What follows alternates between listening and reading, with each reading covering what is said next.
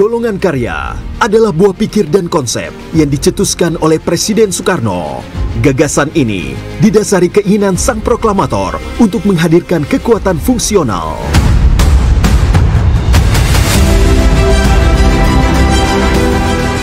Pada tanggal 20 Oktober 1964, cita-cita Soekarno terwujud dengan lahirnya Sekretariat Bersama Golongan Karya. Sekber Golkar ini merupakan wadah dari golongan fungsional murni yang tidak berada di bawah pengaruh politik tertentu.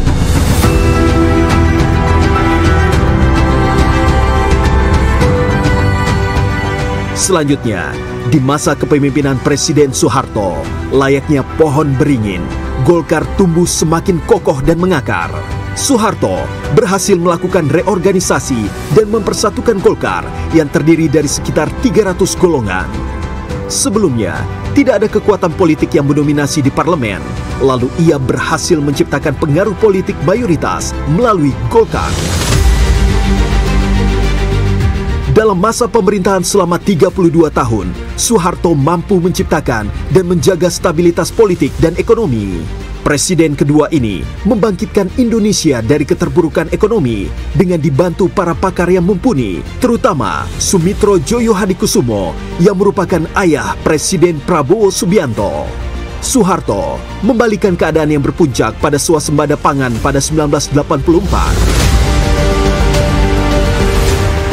Selama periode 1967 sampai 1997, pertumbuhan ekonomi Indonesia dapat ditingkatkan dan dipertahankan rata-rata 7,2% per tahun. Dalam hal kemajuan teknologi, Indonesia menjadi negara pertama di Asia Tenggara yang berhasil meluncurkan satelit, yaitu satelit Palapa A1 pada 1976. Di tahun yang sama, PT Dirgantara Indonesia didirikan dengan nama PT Industri Pesawat Terbang Nurtanio (IPTN). B.J. Habibie adalah tokoh utama dalam pengembangan industri pesawat terbang dan menempatkan negeri ini sebagai produsen pesawat terbang yang pertama di antara negara-negara ASEAN.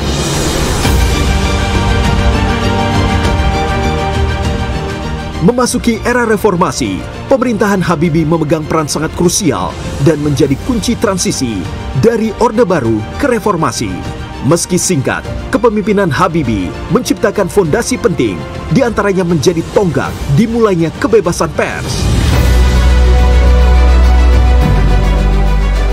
Reformasi 1998 menjadi titik balik dalam demokrasi di Indonesia. Golkar berubah menjadi Partai Golkar. Di bawah kepemimpinan Akbar Tanjung, Partai Pohon Beringin ini bukan hanya mampu bertahan, melainkan juga membuktikan kekuatannya.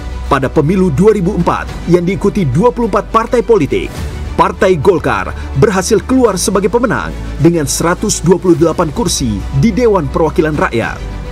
Saudara sekalian, partai kita adalah Partai Golkar yang juga kita sebut sebagai politik rakyat dan juga untuk memperjuangkan aspirasi dan kepentingan dari para rakyat.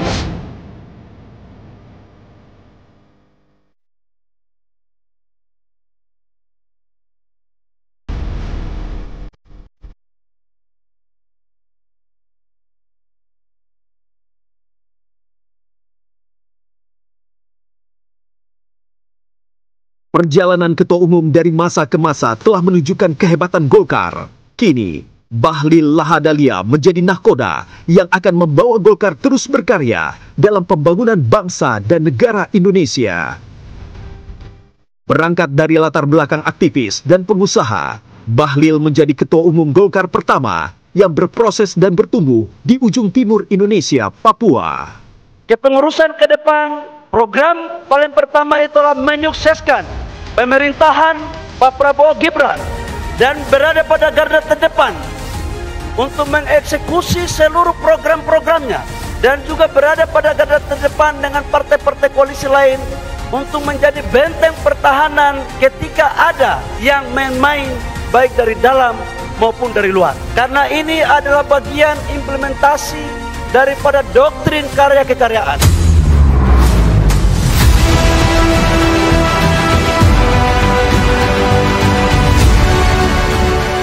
Saya berterima kasih kepada Partai Golongan Karya sebagai alumni Golkar Terima kasih. Saya selalu katakan kepada rekan saya di Gerindra, bagaimanapun kita harus belajar dari Partai Golongan Karya. Ilmunya banyak, makanya lebih baik Golkar bersama kita daripada nggak ada Golkar bersama kita.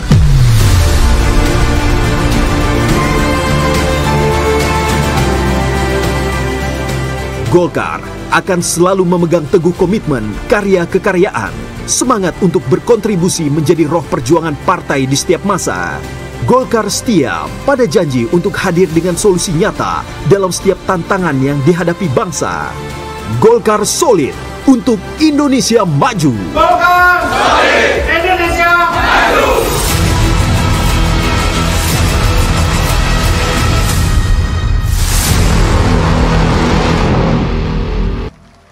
Hadirin yang kami hormati, selanjutnya pidato politik Ketua Umum DPP Partai Golkar, Bapak Bahlil Lahadalia.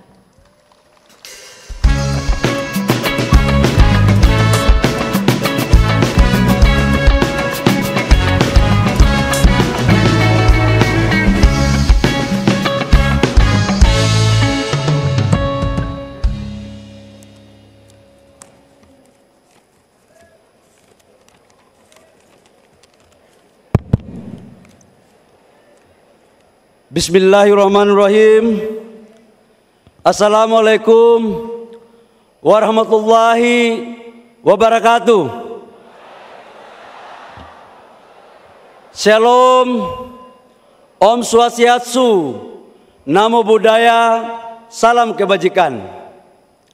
Yang sama-sama kita hormati, kita banggakan dan kita cintai Presiden Republik Indonesia, Jenderal Purnawirawan Prabowo Subianto,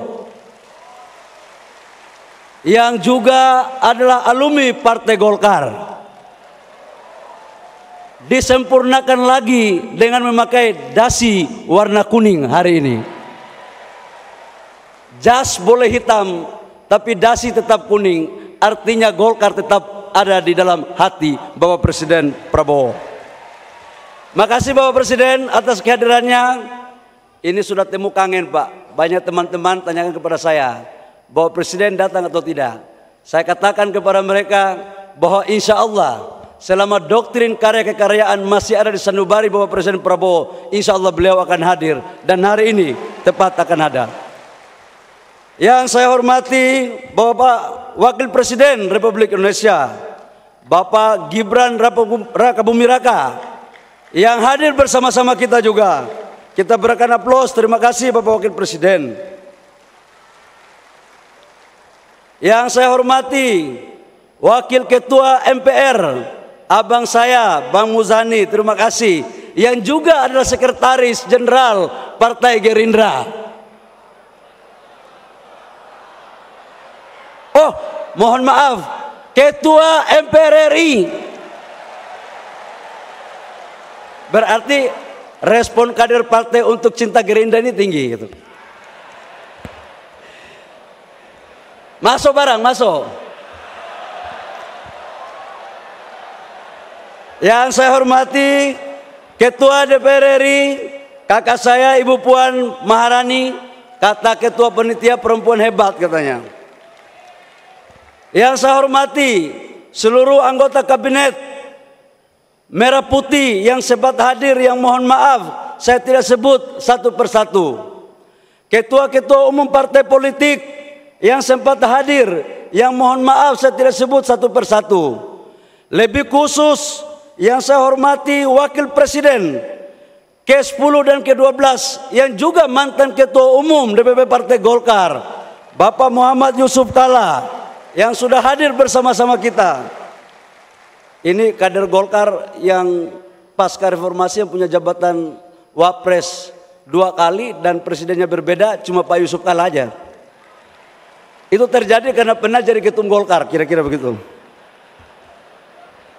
Yang saya hormati Ketua Dewan Pembina Partai Golkar, Pak Agus Gumiwang, Ketua Dewan Kehormatan Bang Ical, kita berikan aplaus kepada Pak Abu Rizal Bakri, Ketua Dewan Etik, dan seluruh senior-senior yang mohon maaf saya tidak sebut satu persatu. Sekretaris Jenderal, wakil-wakil ketua umum, bendahara umum, dan seluruh pengurus DPP Partai Golkar yang hadir pada hari ini. Yang saya hormati, anggota fraksi 102 orang DPR RI yang sempat hadir di ruangan ini. Para ketua Ormas Hasta Karya, ketua-ketua Golkar, DPD 1, DPD 2 yang saya muliakan yang hadir pada hari ini. Dan seluruh anggota DPR, kabupaten, kota, provinsi yang berjumlah 2.900 yang baru selesai mengikuti pembekalan dalam mengawal pemerintahan Prabowo Gibran ke depan. Seluruh kader dan hadirin yang berbahagia. Pertama-tama, marilah kita panjatkan puji syukur kita kehadirat Allah Subhanahu wa taala atas limpahan rahmat kasih sayangnya, sehingga pada hari ini kita dapat berkumpul di sini dalam rangka mengikuti perayaan puncak HUT Golkar yang ke-60. Hari ini merupakan hari yang sangat penting. Ibarat usia seorang manusia, 60 tahun bukanlah usia yang muda. Ini adalah usia matang-matangnya. Karena itu kalau kita menengok ke belakang tentang bagaimana proses Partai Golkar lahir, sesungguhnya Partai Golkar lahir adalah merespon terhadap kondisi politik yang pada saat itu terjadi di zaman Orde Lama. Stabilitas politik yang tidak menentu, adanya gerakan politik yang merubah ideologi Pancasila kepada ideologi lain. Atas dasar kesadaran itulah kemudian muncul gabungan organisasi-organisasi yang mengatasnamakan sebagai Sekber dan mendeklarasikan diri pada tanggal 20 Oktober tahun 64. Dan disitulah terjadi bergabungnya antara TNI dan organisasi-organisasi sebagai cikal lahirnya Partai Golkar. Dengan demikian dapatlah kita artikan bahwa sesungguhnya Partai Golkar lahir bukan dimiliki oleh 1-2 orang, tapi Partai Golkar lahir atas dasar gagasan besar para pendisri bangsa dan para tokoh-tokoh bangsa yang ingin melihat rakyatnya sejahtera. Proses kemudian terjadi pada tahun 71, Golkar menjadi peserta pemilu. Golkar dulu terkenal dengan jalur ABG. Ada sipil birokrasi, Golkar dan TNI. Mampu mengawal proses pemerintahan selama 32 tahun. Kita tahu di awal Orde Baru, inflasi kita di bawah kurang lebih sekitar hampir 600%. Pengangguran di mana-mana, pangan susah, lapangan pekerjaan yang kita butuh, dan pertumbuhan ekonomi kita yang tidak baik. Alhamdulillah, selama 30 tahun lebih, Partai Golkar bersama-sama pemerintah mampu merubah pola pikir dan kondisi ekonomi bangsa, di mana pertumbuhan ekonomi kita kurang lebih di atas 8%, dan kita mampu melakukan swasembada pangan, serta inflasi kita terjaga dengan baik, saudara-saudara sekalian.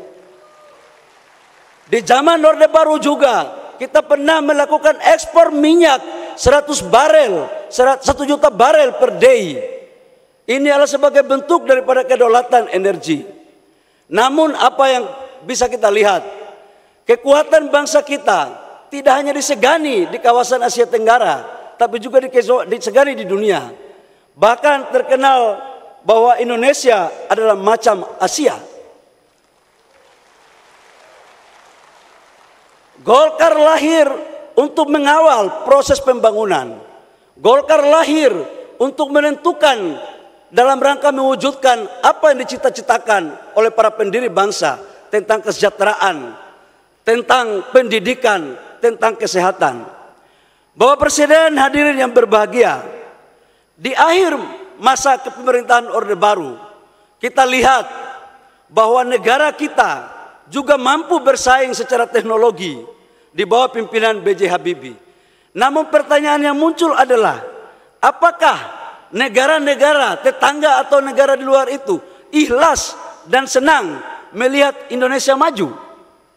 Saya katakan bahwa proses itu belum betul-betul mereka senang kalau negara kita maju. Apa yang terjadi? Krisis ekonomi melanda negara kita pada tahun 98 yang diawali dengan krisis ekonomi berujung pada persoalan krisis politik. Mahasiswa yang waktu itu juga salah bagian daripada mahasiswa meminta pergantian pemerintah. Dan tidak hanya di sana, Golkar pun diminta turut untuk dibubarkan. Ini adalah fase-fase yang berat Bapak Ibu semua. Tapi kita diuntungkan, kita mempunyai kader-kader patriot, kader-kader Partai Golkar yang negarawan, kader Partai Golkar yang mempunyai kecerdasan, kemampuan komunikasi politik yang dipimpin langsung oleh Ketua Umum Bang Akbar Tanjung. Kita lihat Bapak Ibu semua, di sini adalah fase perubahan baru bagi golongan karya bertransformasi menjadi partai politik. Ini adalah pertama. Dan di tahun 99, kalau kita melihat banyak rakyat di pelosok-pelosok, di kota-kota, saya pernah melihat waktu itu masih mahasiswa, Bang Akbar memimpin kampanye dengan tokoh-tokoh Golkar yang lain. Sempat dari bis ke bis, dari jalan tol ke jalan tol, menghadang mereka. Tapi daya patriotisme, kemudian Golkar mampu keluar menjadi partai pemenang pada pemilu tahun 99, saudara-saudara semua. Pada tahun 2004, Golkar dengan paradigma baru Partai Golkar di zaman pasca reformasi mampu memainkan peran dengan melakukan konvensi agar kemudian 2004 menjadi partai pemenang.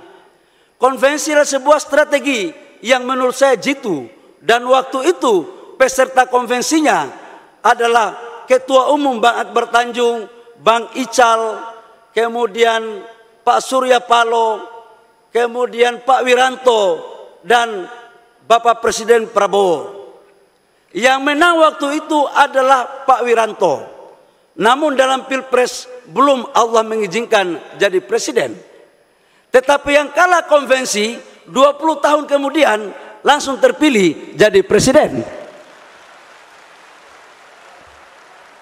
Jadi memang di Golkar ini, ya ketua umum itu belum tentu jadi presiden.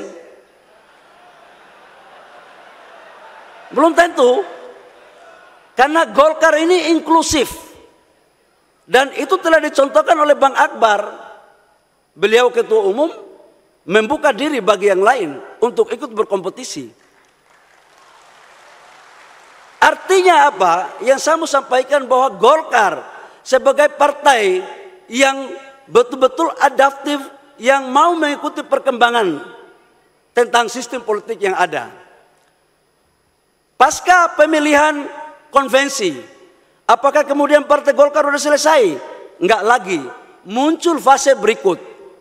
Pasca konvensi, Partai Golkar melahirkan kader-kadernya yang luar biasa, kemudian mendirikan partai lain. Jadi Golkar selalu silih berganti, naik turun. Diawali dengan Hanura yang didirikan oleh Pak Wiranto. Waktu itu orang berpikir Golkar akan semakin suaranya turun. Tapi alhamdulillah, sekalipun ada yang pergi, ada juga yang datang. Setelah Pak Wiranto pergi mendirikan Partai Hanura, ada satu lagi kader terbaik Partai Golkar, mendirikan Partai Gerindra.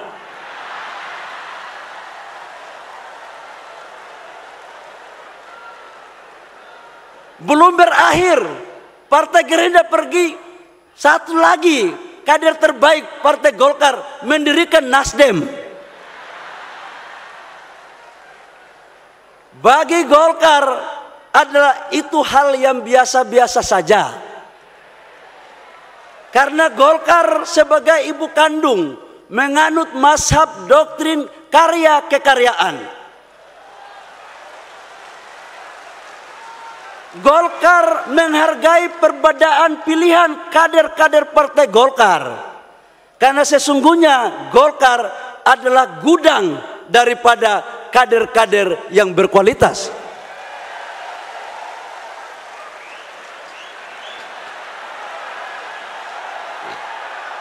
Saya juga ingin menyampaikan bahwa dalam perilaku politik Golkar tidak pernah menghina atau meremehkan partai yang lain.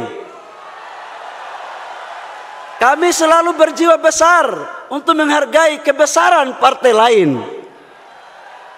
Dan oleh karena itu dalam perspektif hubungan kami dengan partai-partai yang lain, khususnya alumni-alumni Partai Golkar, kami seperti satu rumah, cuma beda kamar saja.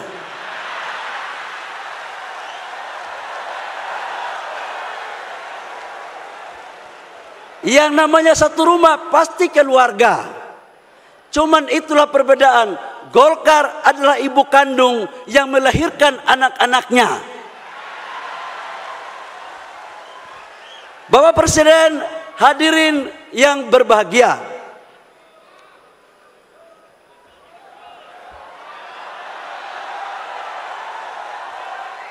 Pasca reformasi dan pasca transisi Golkar, kemudian di tahun 2024 adalah tahun politik.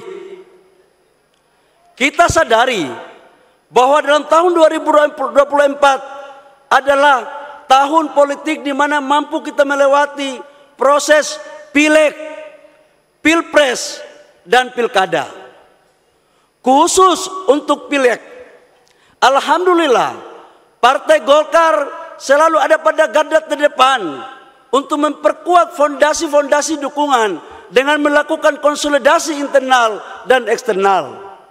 Khusus untuk konsolidasi internal, melakukan konsolidasi struktural dari tingkat DPP, DPD 1, DPD 2, kecamatan, desa, sampai dengan tingkat RT. Tidak hanya melakukan konsolidasi, juga mampu memberikan diklat-diklat, training-training sebagai bagian daripada kebesaran Partai Golkar. Dan alhamdulillah hasil daripada pileg, Golkar mampu meraih suara sebesar 102 kursi di DPR RI. Kami nomor 2, Bapak Presiden. Kami nomor 2, ya di bawah dikit PDIP, di atas dikit Gerindra. Kami di tengah-tengah saja. Dan ini mencerminkan, tetapi untuk DPR Kabupaten Kota, izinkan kami Bapak Presiden dan seluruh ketua-ketua umum partai lain, bahwa Golkar menang di 15 provinsi dan sekaligus menjadi ketua DPR provinsi. Dan menang di 300 lebih kabupaten kota dengan total jumlah anggota DPR kabupaten kota sebesar 290 dan yang terbanyak dibandingkan dengan partai-partai yang lain. Dan malam hari ini semua mereka ada di sini Bapak Presiden.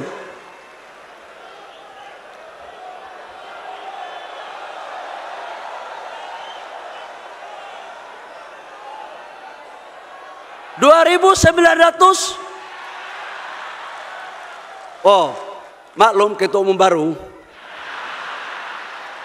Kalau datanya belum clear itu salah sekjen. Tuh.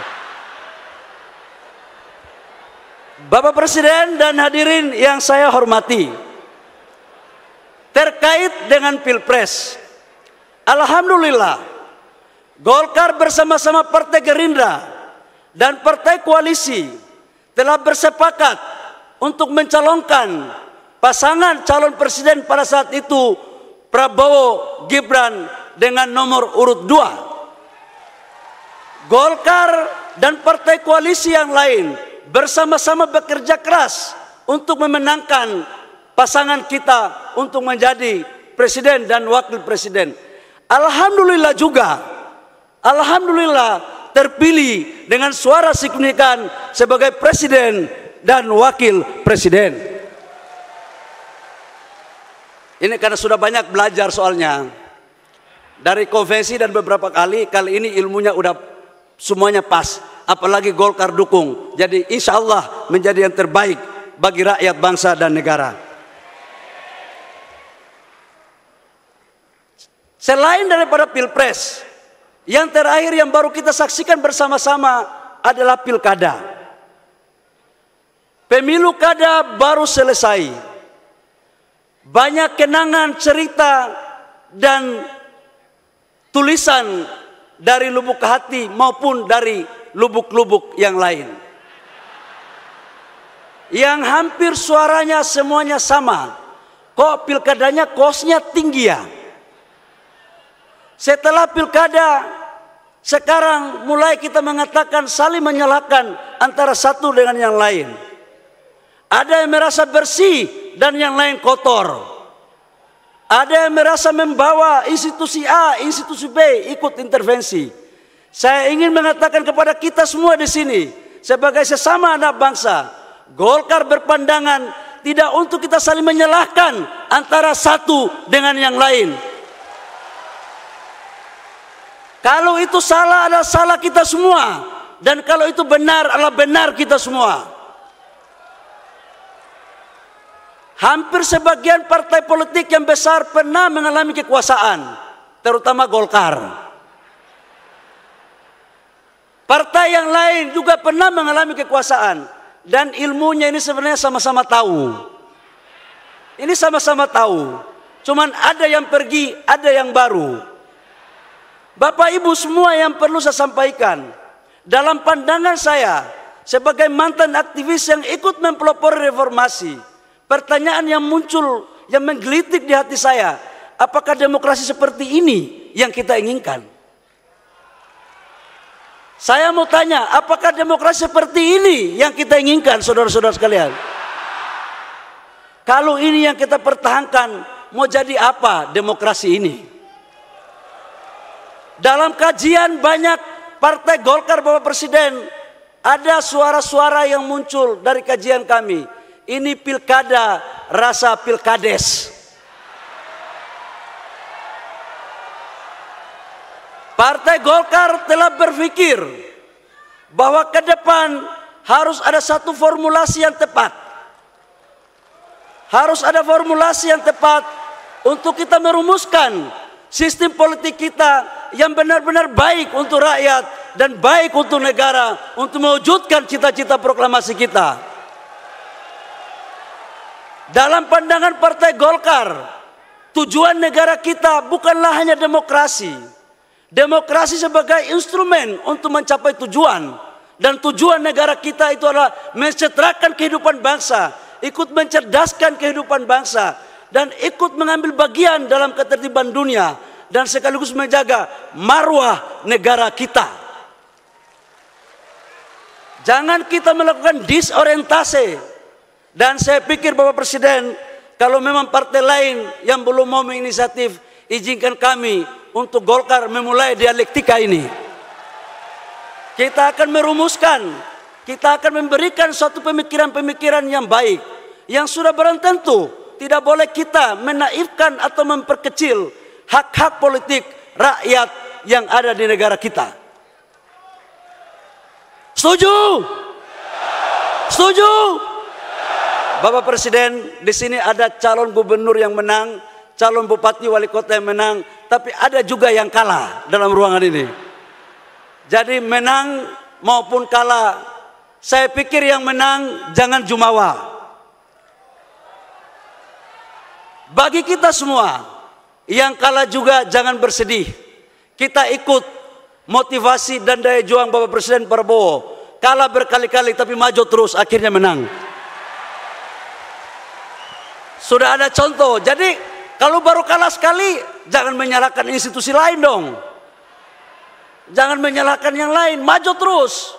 Maju terus. Taunya yakin usaha sampai.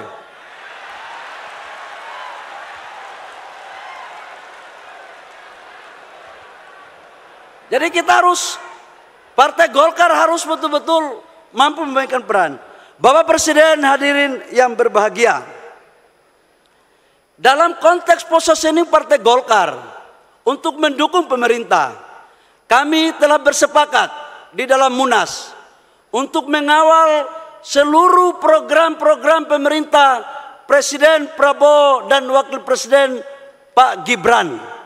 Terutama dalam aspek cita, minimal ada 4 program terkait dengan kedaulatan pangan, energi, hilirisasi, dan makanan bergizi. Bagi Partai Golkar ini sejalan dengan roh, gagasan, dan tujuan partai. Hanya dengan hilirisasilah mampu kita menciptakan lapangan pekerjaan, mampu meningkatkan pertumbuhan ekonomi, dan mampu melakukan penetrasi terhadap pemerataan pertumbuhan ekonomi. Kedaulatan pangan dan kedaulatan energi merupakan kebutuhan bangsa. Dan satu hal, Bapak Presiden, Partai Golkar sangat menghormati, mengagumi, dan mendukung penuh terhadap makanan bergizi, karena inilah cita-cita daripada amanat Undang-Undang 45 untuk mencerdaskan kehidupan bangsa. Dalam perspektif itulah kemudian kami ucapkan terima kasih kepada Bapak Presiden Prabowo dan Wakil Presiden Pak Gibran Rakabuming Raka yang telah mempercayakan kepada kader-kader terbaik Partai Golkar untuk duduk di anggota kabinet. Dalam hitungan kami ada 7 menteri, ada 8 menteri yang Bapak jadi pembantu Bapak Presiden, termasuk Ketua Umum Golkar. Ada 8, ada 1 jabatan setingkat menteri, gubernur tanpa pilkada, yaitu Gubernur Lemhanas. Ada 3 wakil menteri. Ini semua terjadi karena pembuktikan kualitas kader Partai Golkar untuk membantu Bapak Presiden dalam rangka mewujudkan apa yang menjadi cita-cita visi besar dalam konteks pembangunan rakyat, bangsa, dan negara. Dalam konteks ke depan, karena sudah memasuki 60 tahun, Golkar selalu mengambil inisiatif dan selalu berevolusi untuk menatap ke depan. 2029 masih 4 tahun atau menjelang 5 tahun lagi. Tapi bagi Golkar menata lebih baik dari sekarang itu jauh lebih baik. Karena itu kami berpandangan bahwa jumlah pemilih usia 17 tahun sampai 50 tahun itu usianya kurang lebih sekitar 73%. Jadi pemilu ke depan 73% pemilih adalah usia 17 sampai dengan 50 tahun. Golkar akan selalu berpikir untuk membuat strategi merekrut anak-anak muda sebanyak-banyaknya, anak-anak milenial dari ujung tifuk bangsa kita dari Aceh sampai Papua. Ini sebagai bentuk daripada inklusivitas kita untuk bagaimana mendorong dengan tetap mengedepankan asas-asas proses rekrutmen kaderisasi yang baik. Di samping itu juga kami menargetkan agar target kita ke depan menambah kursi Bapak Presiden. Dari 102, ya 100 lebih 2 sedikit lah Bapak Presiden. Kita tahu bahwa harus di angka psikologis. Di angka psikologis.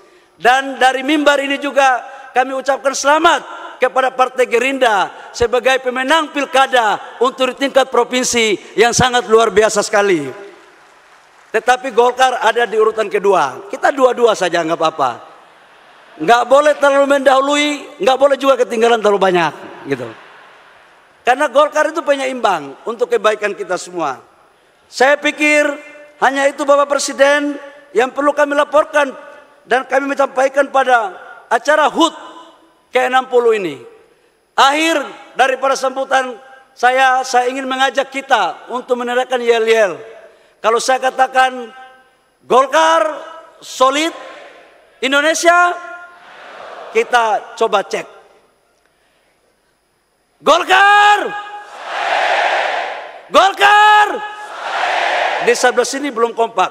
Golkar, Indonesia, Indonesia, Indonesia. Bapak Presiden, ini bentuk gelar pasukan bahwa mereka ini ada pada garda terdepan untuk mengawal pemerintahan Bapak Presiden Prabowo dan Bapak Wakil Presiden. Demikian yang perlu kami sampaikan pada kesempatan yang berbahagia ini. Kiranya kami memohon kesediaan Bapak Presiden untuk memberikan pengarahan kepada junior-juniornya, karena saya lihat dari tadi Bapak Presiden sangat nyaman karena rasanya kembali ke rumah beringin seperti semula.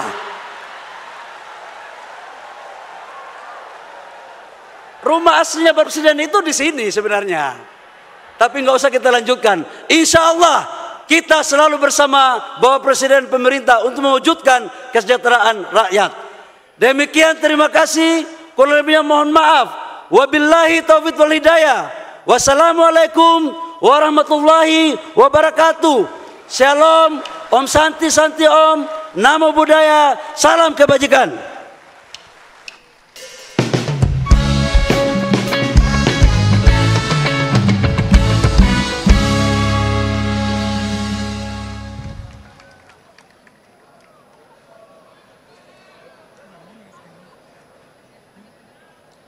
Hadirin, untuk selanjutnya secara bersama-sama kita akan menyaksikan perjalanan Presiden Republik Indonesia di Partai Golkar.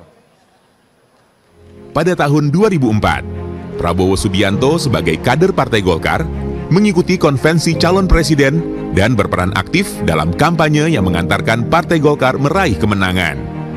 Hingga tahun 2008, beliau dipercaya menjabat sebagai anggota Dewan Pertimbangan Partai Golkar. Pesan rakyat kita adalah, rakyat kita ingin bahwa korupsi di bangsa ini dikurangi, kalau bisa diberantas. Itu adalah pesan pemilihan umum yang baru kita lewati. Pada saat saya terjun ke daerah-daerah, banyak dari rakyat yang memeluk saya. Mereka membisikkan kata-kata di telinga saya. Ada yang mengatakan, Pak, jangan lupa Pak, kami petani. Pak, sampai ke Jakarta, lapangan kerja Pak, kami butuh lapangan kerja. Ada yang mengatakan, Pak, jangan lupa Pak, guru-guru gajinya terlalu kecil. Kita mampu swasembada pangan, saudara-saudara.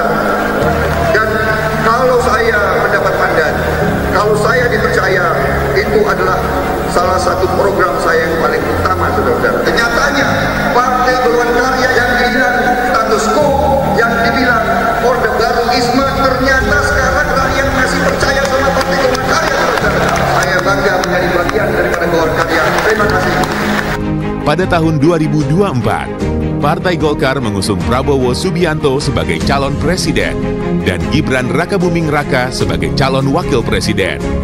Pasangan ini berhasil terpilih untuk memimpin Indonesia pada periode 2024-2029. Keputusan Rapat Pimpinan Nasional Partai Golkar menetapkan, mengusung, dan mendukung Bapak Letnan Jenderal TNI Purnawirawan Prabowo Subianto sebagai calon Presiden Republik Indonesia periode 2024-2029. Tidak sering dalam sejarah politik bangsa Indonesia partai sebesar Golongan Karya, partai yang begitu banyak sejarahnya, tetapi di ujungnya menunjukkan jiwa yang seperti ini. Saya sungguh-sungguh hormat sama kalian.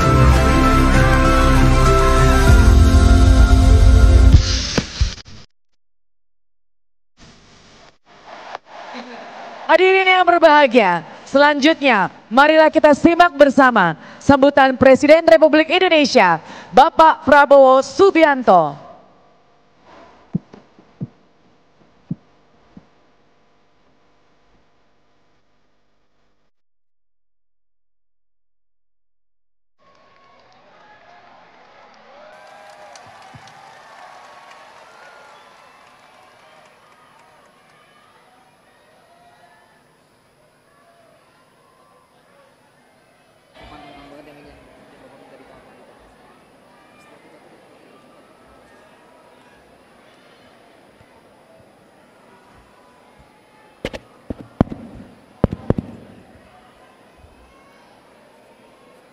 Bismillahirrahmanirrahim.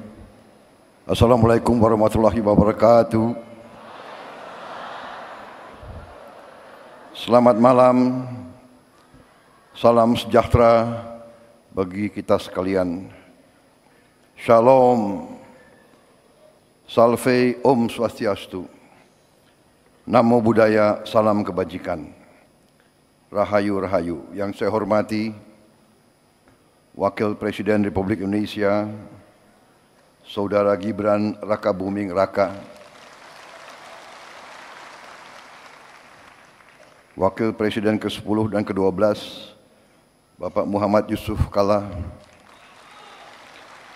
Ketua Umum Partai Golongan Karya, Saudara Bahlil Laha Dalia, Ketua MPR RI, Saudara Ahmad Muzani, Ketua DPR RI, Ibu Puan Maharani, yang saya hormati. Para Ketua Umum Partai Politik yang hadir, Ketua Umum Partai Amanat Nasional, Saudara Zulkifli Hasan,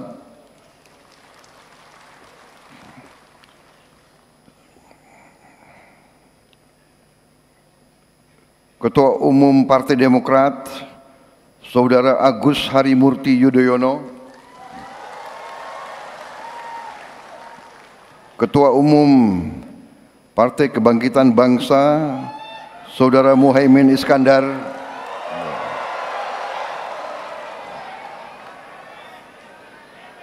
Ketua Umum Partai Nasdem yang diwakilkan, beliau berhalangan, Ketua Umum PKS, Saudara Ahmad Saiku berhalangan hadir, diwakilkan.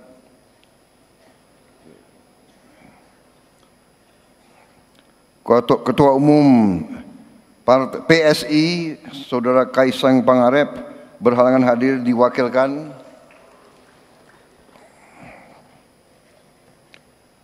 Partai Gelora, Saudara Anies Mata,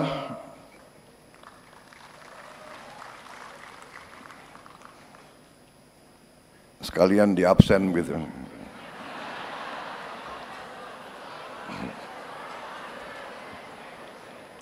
Ketua Umum Partai Prima, Saudara Agus Jabu Priyono,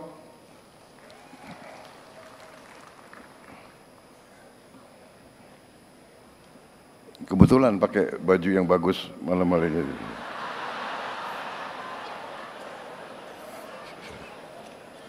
Batiknya baru beli begitu.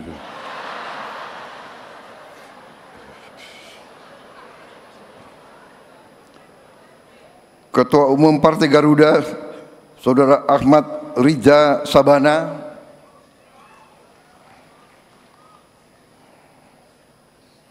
PLT Ketua Umum DPP Partai PPP, Partai Persatuan Pembangunan, Saudara M. Mardiono, tokoh-tokoh Partai Golongan Karya, kawan-kawan saya.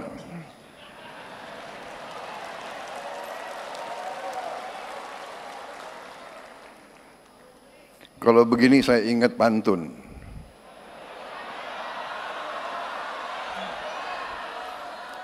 Satu dua cempaka biru, 3-4 dalam jambangan.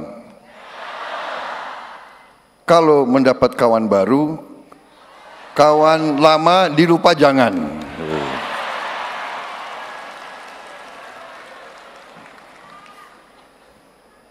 Saya juga lihat di sini banyak senior-senior.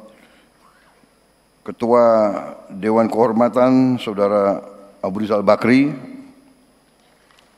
Ketua Dewan Etik, Saudara Muhammad Hatta, Ketua Dewan Kehormatan, Saudara Akbar Tanjung, yang diwakili oleh Ibu Akbar Tanjung, Ketua Dewan Pembina, Saudara Agus Gumiwang, tokoh-tokoh Saudara Bambang Susatyo, Saudara Agung Laksono, Sekjen Saudara Sarmuji, Bendara Umum Saudari Sari Yuliati, para Wakil Ketua Umum, para anggota DPR RI, anggota DPRD, provinsi dan kabupaten kota yang hadir, para gubernur dan wakil gubernur serta bupati wali kota yang terpilih dan yang belum terpilih yang hadir. Seluruh kader Partai Golkar, keluarga besar Partai Golkar di seluruh Indonesia yang saya hormati dan saya banggakan.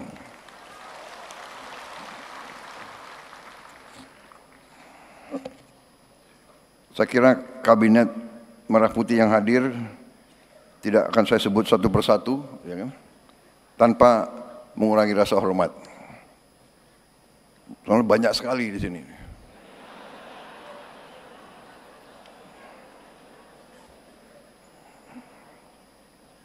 Gubernur terpilih, saya sebut aja ya, Saudara Emmanuel Malkiades Makalena dari NTT, Saudara Rudi Masud dari Kalimantan Timur, Saudara Amsar Ahmad dari Kepulauan Riau, Saudara Hidayat Arsani dari Bangka Belitung,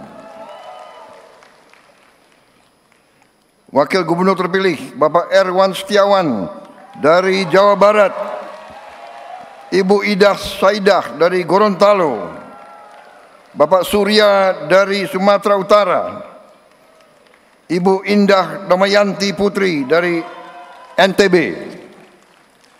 Saudara-saudara sekalian, terima kasih atas undangan untuk menghadiri peringatan hari ulang tahun ke-60 Partai Golongan Karya. Saya sering hadir acara peringatan hari ulang tahun Partai Golkar, sering. Tapi sekarang rasanya agak berbeda. Karena sekarang saya hadir sudah sebagai Presiden Republik Indonesia.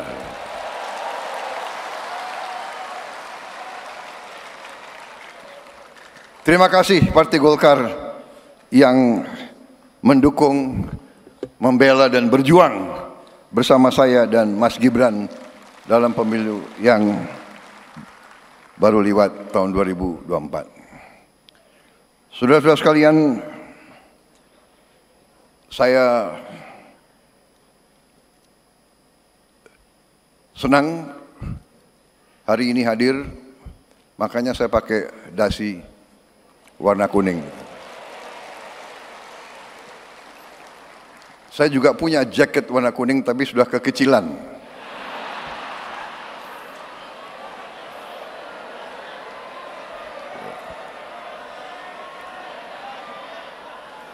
Jadi jalan tengah tadi cari sekpri, buru-buru cari apa itu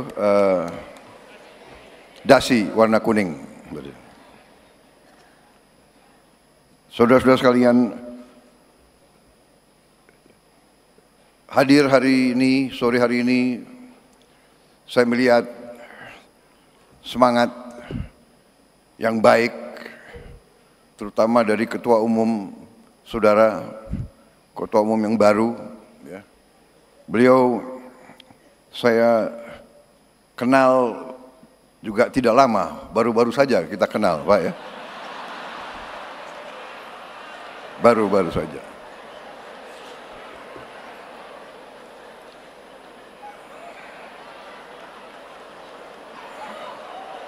Karena waktu 2019 sepertinya saudara berada di tim yang lain gitu.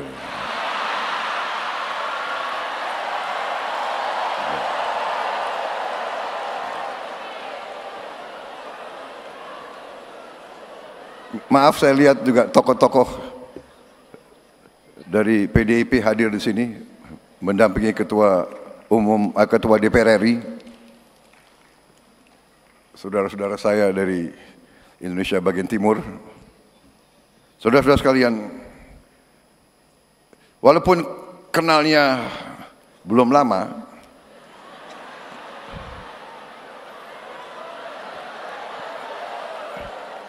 tapi saya harus akui, saya terkesan sama saudara Bahlil, terkesan, benar. Beliau, saya lihat gerak-geriknya,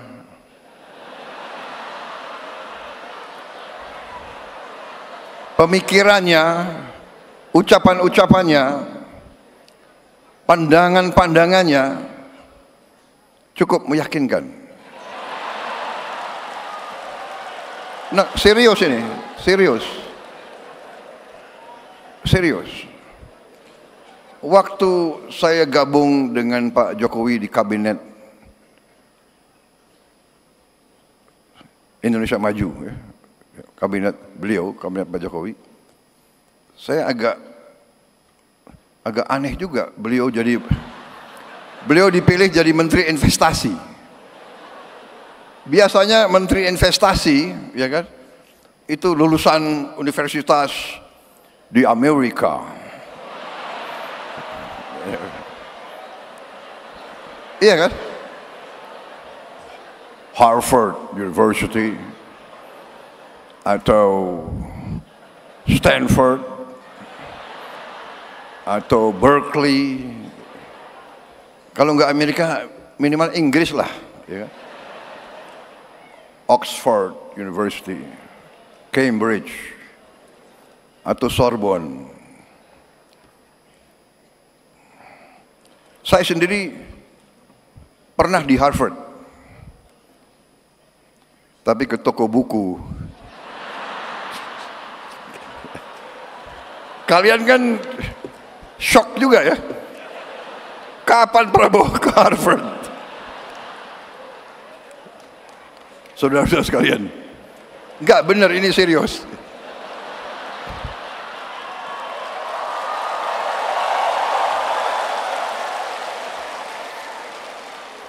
Aneh ini, kenapa Pak Jokowi milih Pak Bahlil Menteri Investasi? Apalagi beliau dari Papua kan? Biasanya itu jabatannya tuh Menteri Pembangunan Desa Tertinggal gitu.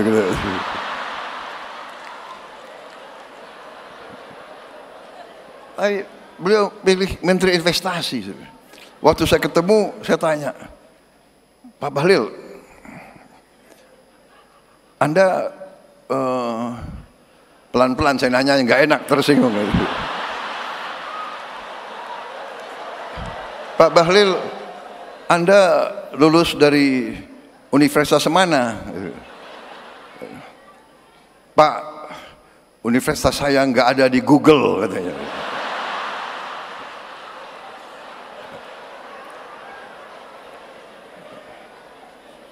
Habis itu, Anda kalau ketemu investor asing gimana? Ya kan? Saya nggak mau tanya, Anda bahasa Inggrisnya bagus nggak? Gitu kan?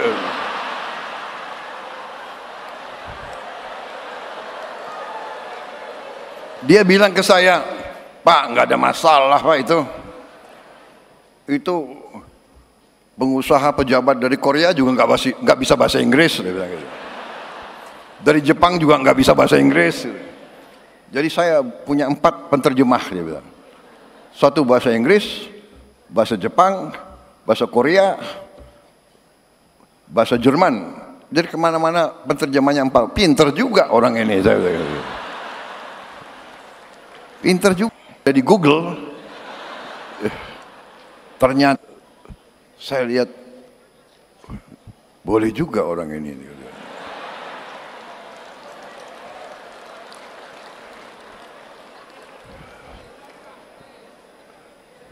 Jadi ternyata beliau besar di Fak-Fak ya.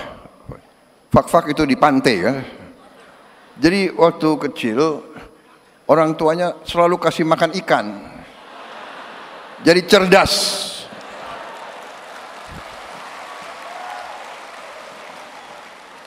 Dan saya, walaupun sebentar, saya lihat dan saya saksi bagaimana beliau beroperasi.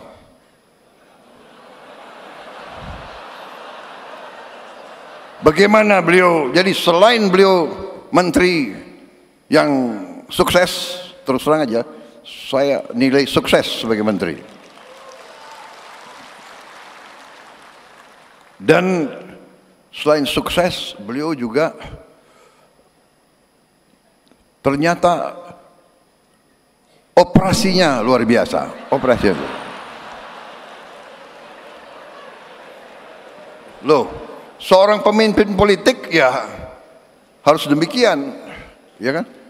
Mengerti masalah politik, mengerti ekonomi, mengerti kenegaraan, mengerti operasi. Kalau enggak bisa jadi pemimpin politik. Dan ternyata penilaian saya benar. Beliau terpilih sebagai Ketua Umum Partai Golongan Karya. Dan saya melihat bahwa di atas kepintaran, di atas teknokrasi, di atas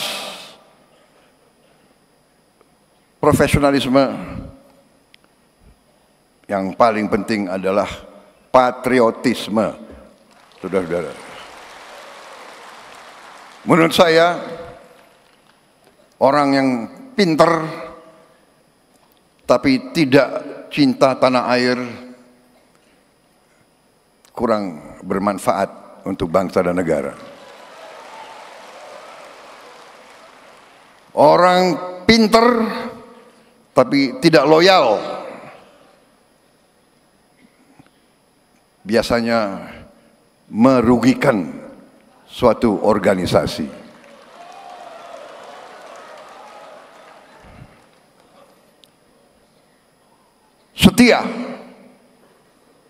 Setia gampang diucapkan, sulit untuk dilaksanakan.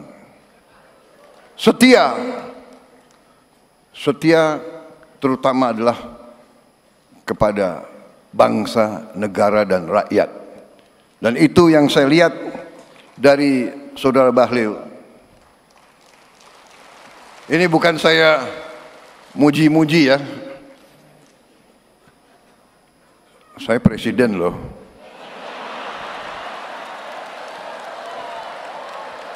Saya enggak, benar, saya tidak muji-muji, tapi saya katakan, yang saya lihat dari perkenalan saya yang tidak lama, saya lihat hati beliau merah putih. Beliau cinta tanah air. Kuncinya bagi suatu bangsa, kuncinya bagi setiap partai politik, kuncinya bagi setiap organisasi, menurut saya, bermanfaat bagi negara atau tidak. Dan untuk bermanfaat bagi bangsa negara, ya harus cinta bangsa dan negara itu. Beliau Menteri Investasi. Sekarang beliau Menteri ESDM. Waktu beliau Menteri Investasi, beliau di bawah kepemimpinan Pak Jokowi, beliau melakukan pekerjaan-pekerjaan yang cukup mendasar dan cukup menjangkau ke depan. Beliau merintis perencanaan hilirisasi. Perencanaan yang real, bukan gagasan, bukan omon-omon saja. Ini saya ingin memberi kesaksian. Satu hari beliau bawa ke saya 26 buku. 26 buku tebel-tebel ini. Pak Prabowo, ini perencanaan hilirisasi. Dan sampai sekarang 26 buku itu menjadi panduan saya untuk melaksanakan. Jadi saya bukan mau muji-muji, saya tidak. Saya selalu ingin menyampaikan apa adanya. Yang baik, katakanlah baik. Yang benar, katakanlah benar. Iya kan? Jadi saudara-saudara, di sini saya sampaikan kepada Ketua Umum, kepada seluruh keluarga besar Golkar, menurut saya tidak salah saudara-saudara memiliki Ketua Umum Bahlil Lahadalia.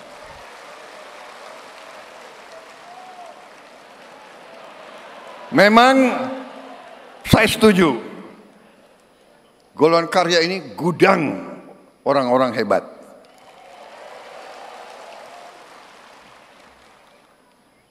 Banyak melahirkan partai-partai.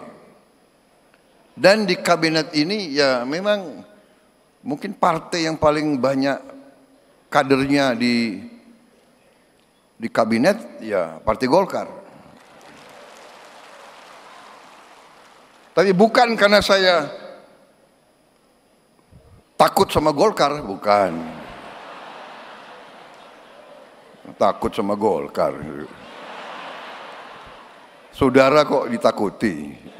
Ya, tapi karena memang kader yang disodorkan baik-baik gitu loh. Ada yang disodorkan ke saya, apa itu? Menteri Kom DG, ya kan sekarang ini Kom DG kan, Ibu Mutia. Saya lihat riwayat hidupnya, lulus universitas jurusan fisika, berarti pinter nih anak ini, ya kan? Karena saya sudah presiden, saudara nggak boleh tanya fisika saya dulu nilainya berapa. Awas kalau tanya ya. Jadi ini yang diajukan orang hebat-hebat, bagaimana? Iya kan? Jadi, dan saya kira disitulah salah satu kunci kepemimpinan. Yang disodorkan harus orang yang terbaik. Dan disitulah akhirnya ya saya terima calon-calon dari Partai Golongan Karya, dan saya lihat beliau itu tidak milih hanya konconya saja, ya kan, hanya kubunya saja, kan begitu. Di tiap partai pasti ada kubu. Di Gerindra ada kubu juga, banyak kubunya, iya kan? Banyak kok, itu biasa, gak ada masalah. Jadi itu yang saya ingin sampaikan pertama. Jadi saudara-saudara, saya merasa nyaman Golkar bersama saya. Saya merasa nyaman dengan partai-partai Koalisi Indonesia Maju. Saya merasa nyaman ada Mbak Puan di sini malam hari ini. Dan saya menghargai PDIP. Walaupun saya punya gagasan persatuan nasional, mau ikut-ikut Bung Karno, tapi saya menghargai bahwa untuk demokrasi mungkin perlu ada yang di luar koalisi sebagai check and balance untuk mengawasi kita. Tapi saya yakin walaupun di luar di dalam, saya yakin di ujungnya seluruh partai politik yang di Indonesia, dalam hati mereka, hati paling dalam adalah cinta tanah air, cinta merah putih. Karena itu kita sekarang ini harus percaya diri. Jangan lagi kita mau diadu domba. Belajarlah dari sejarah. Kita terlalu lugu. Bangsa Indonesia terlalu lugu. Kita sering dibohongi. Kita harus ngoreksi diri. Lugu, bukalah semua ajaran. Bukalah buku-buku pelajaran. Bukalah pelajaran nenek moyang kita sendiri. Pemimpin tidak boleh lugu. Pemimpin harus waspada. Eling lan waspodo. Tidak boleh lugu. Makanya saya perlu cukup lama untuk menjadi Presiden Republik Indonesia. Saya menganggap itu sebagai bagian penggemblengan, bagian pendidikan. Saudara sekalian, sebenarnya capek juga 20 tahun. Ya kan? 2004, 2009, 2014, 2019, baru tahun 24.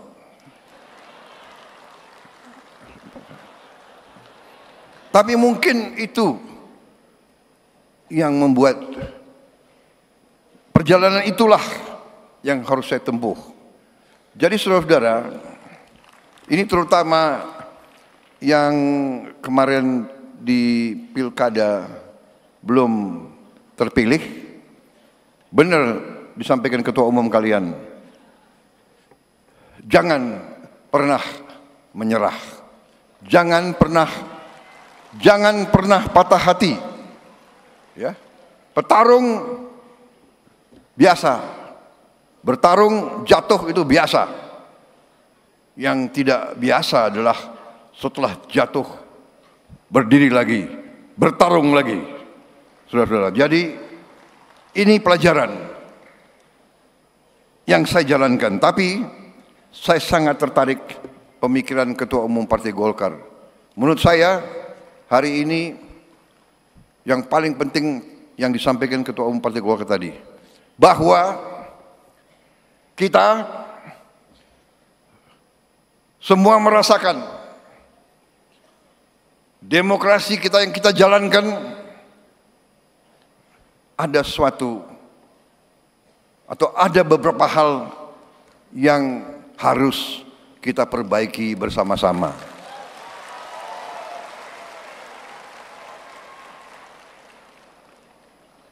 Menurut saya kita harus perbaiki sistem kita. Dan kita tidak boleh malu untuk mengakui bahwa kemungkinan sistem ini terlalu mahal. Betul. Dari wajah yang menang pun saya lihat lesu juga. Yang menang lesu, apalagi yang kalah.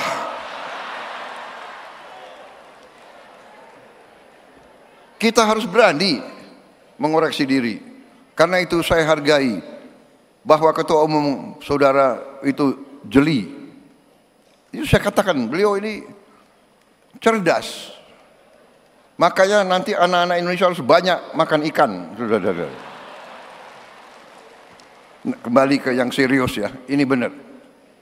Ketua Umum Partai Golkar, salah satu partai besar, tapi menyampaikan perlu ada pemikiran memperbaiki sistem partai politik. Apalagi ada Mbak Puan, kawan-kawan dari PDIP, kawan-kawan partai-partai lain, mari kita berpikir, mari kita tanya, apa sistem ini berapa puluh triliun habis dalam 1-2 hari dari negara maupun dari tokoh-tokoh politik masing-masing. Ya kan? Saya lihat negara-negara kita, tetangga kita efisien. Ya, Malaysia, Singapura, India. sekali milih anggota DPRD, sekali milih, ya sudah, DPRD itulah yang milih gubernur, milih bupati.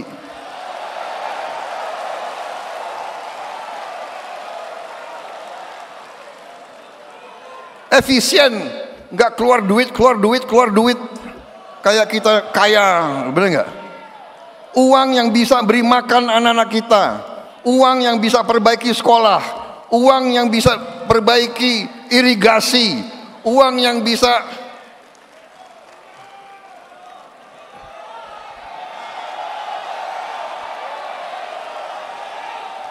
ini sebetulnya begitu banyak ketua umum partai di sini, sebenarnya kita bisa putuskan malam hari ini juga, gimana?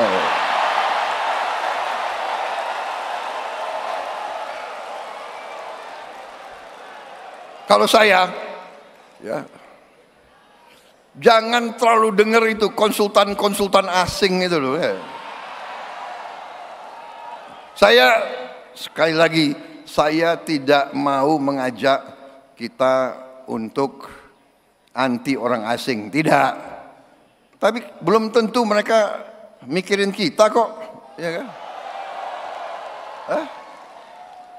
Ya kan?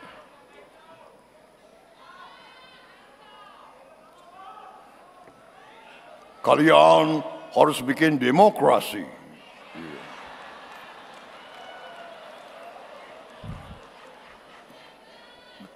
Sebaiknya kalian kalau bisa tiap 3 bulan pilkada. Belum tentu dia, iya kan?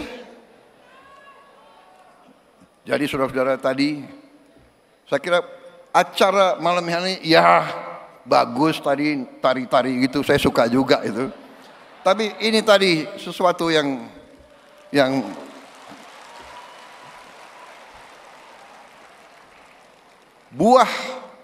buah dari acara malam hari yang paling penting tadi, keberanian seorang ketua umum partai menyampaikan sesuatu yang menjadi pembicaraan semua partai. Benar nggak, ketua umum partai, benar nggak? Kalian kembali dari pilkada kapok nggak? Benar nggak? Yang menang, yang kalah begini semua.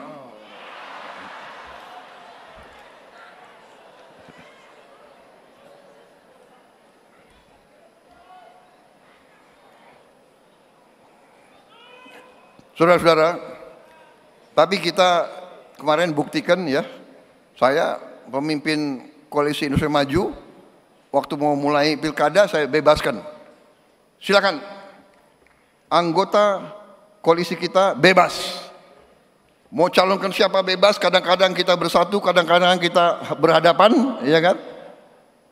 Golkar ngalahin Gerindra berkali-kali di beberapa tempat, nggak apa-apa, ya kan? Tapi kita kalahkan Golkar juga. Gak ada masalah. Benar-benar itu. Kita sekarang yang penting, yang terbaik untuk rakyat.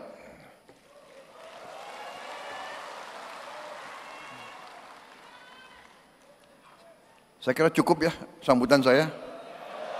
Betul?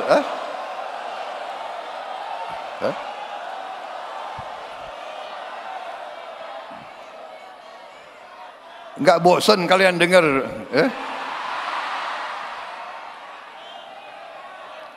Hati-hati loh. Saya minum kopi dulu ya, boleh.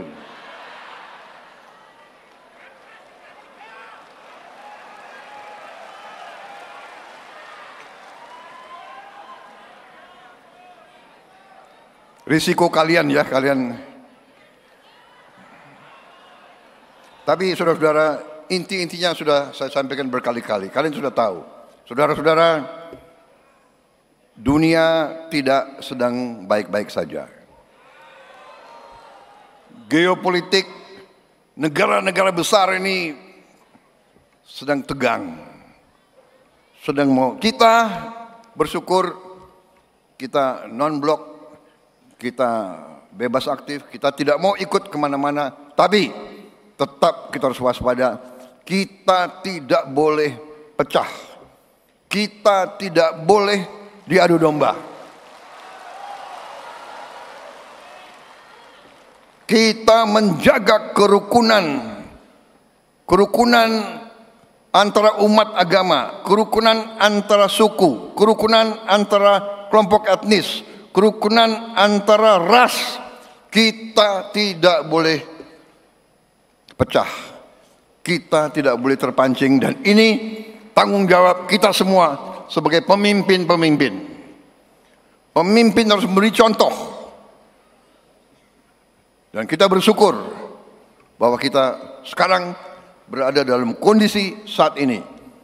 Kita harus sadar perdamaian bukan hadiah dari langit. Perdamaian adalah upaya yang sulit. Saudara, lihatlah berita tiap hari, tiap malam. Bagaimana sebuah negara bisa hancur, bisa pecah, puing-puing, habis kota, habis peternakan, habis kehidupan. Karena tidak arifnya para pemimpin. Saudara-saudara sekalian, tidak semua negara dan tidak semua kekuatan di dunia beritikat baik. Untuk itu kita harus waspada. Kita harus waspada. Dan kuncinya adalah kalau semua unsur pemimpin dari semua lapisan bisa rukun bersatu. Tidak berarti kita tidak beda pendapat, tapi di ujungnya kita tidak boleh bermusuhan. Saudara-saudara, saya tidak pernah mau terpancing untuk membenci. Di bidang politik kita tidak boleh sampai membenci lawan, mencaci maki, menghardik. Kembali kepada kepribadian kita, kembali ke kepribadian asli bangsa Indonesia. Dari seluruh suku,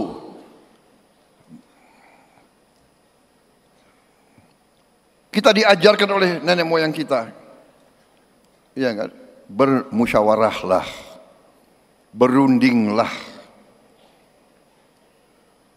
mikul dhuwur mendem joro. Yang negatif kita tanam, yang baik kita angkat. Itu rumus saya kira. Tidak mungkin hubungan antara manusia, hubungan antara kelompok, tidak mungkin tidak ada selisih. Tidak mungkin tidak ada salah ucap. Tidak mungkin ada salah tindak. Tidak mungkin ada salah sangka. Tidak mungkin. Dan waspada terhadap teknologi. Belum tentu teknologi 100% membawa kebaikan. Sosmed, saya kadang-kadang kaget juga, apalagi ini, ya kan? Prabowo menghardik siapa, ya kan? Prabowo memaki-maki, nggak ada. Saya lihat, waduh, di mana? Saya cek, rupanya hoax. Terlalu gampang bikin hoax, terlalu gampang bikin fake news. Saudara-saudara, itulah saudara-saudara, saya kira ingin saya sampaikan. Di tengah ketegangan, Indonesia bersyukur banyak kekurangan kita, dan tetap kita sekarang masih banyak PR, masih banyak rintangan harus kita atasi. Kekayaan kita masih banyak yang bocor. Saya mengajak kita semua bersatu. Saya disumpah di depan perwakilan rakyat, di depan rakyat Indonesia, dan di hadapan Tuhan yang Maha Besar. saya disumpah, saya bersama saudara Wakil Presiden disumpah untuk menjalankan Undang-Undang Dasar dan untuk menjalankan undang-undang. Jadi kalau ada pelanggaran hukum, ya tidak ada pilihan lain, saya harus tegakkan hukum. Saudara-saudara. Jadi saya menghimbau, menyampaikan kepada semua unsur, istilahnya yang pernah menyimpang, kembalilah ke jalan yang benar, jalan yang lurus.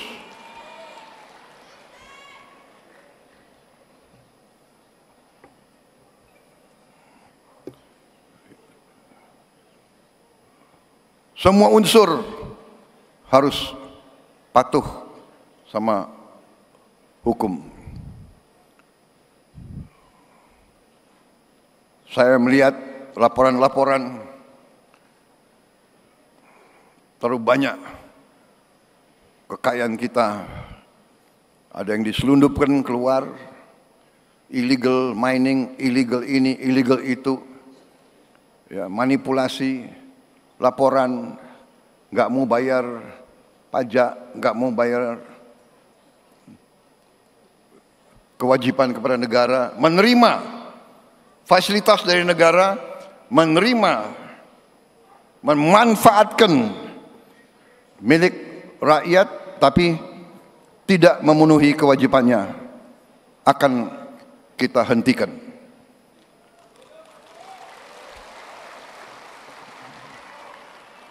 Dan saya minta dukungan seluruhnya, saya mohon dukungan Partai Golkar,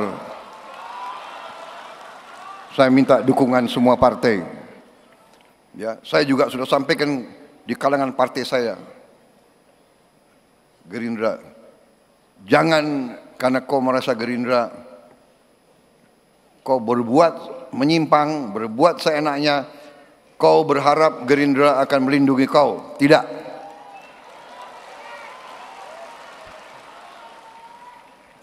Ini semua saya sampaikan kepada yang menang-menang, gubernur, wali kota, bupati. Tanya mereka apa yang saya sampaikan waktu mereka menang. Selamat kau menang, jadi pemimpin baik, jangan korupsi.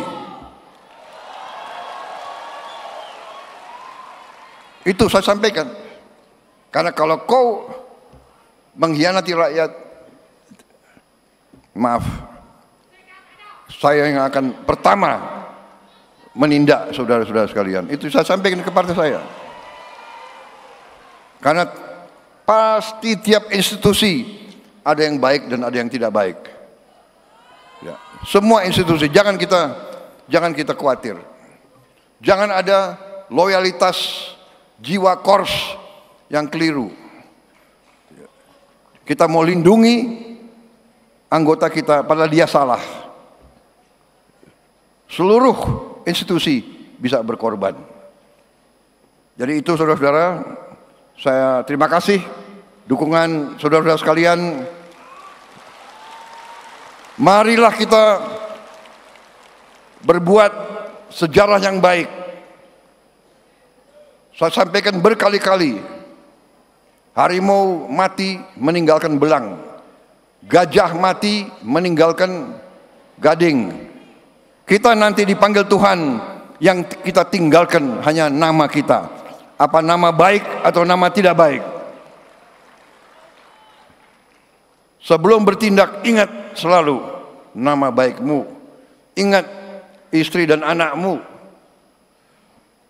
Saya sedih kalau saya lihat ada kawan saya, rekan saya, mantan senior saya, mantan junior saya ditangkap, masuk penjara. Saya sedih. Saya bertanya, bagaimana istrinya, bagaimana anaknya, bagaimana anaknya di sekolah? Bapakmu koruptor ya? Oh, bapakmu kemarin ditangkap ya? Bagaimana anaknya? Coba.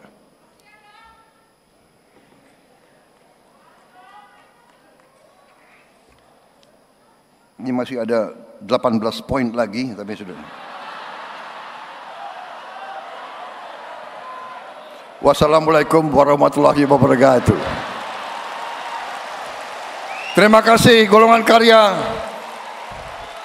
Selamat berjuang, berbuat yang terbaik bersama-sama. Kita berbuat yang terbaik untuk masa depan rakyat Indonesia, untuk anak-anak dan cucu-cucu kita. Majulah golongan karya. Merdeka! Merdeka! Merdeka! Terima kasih.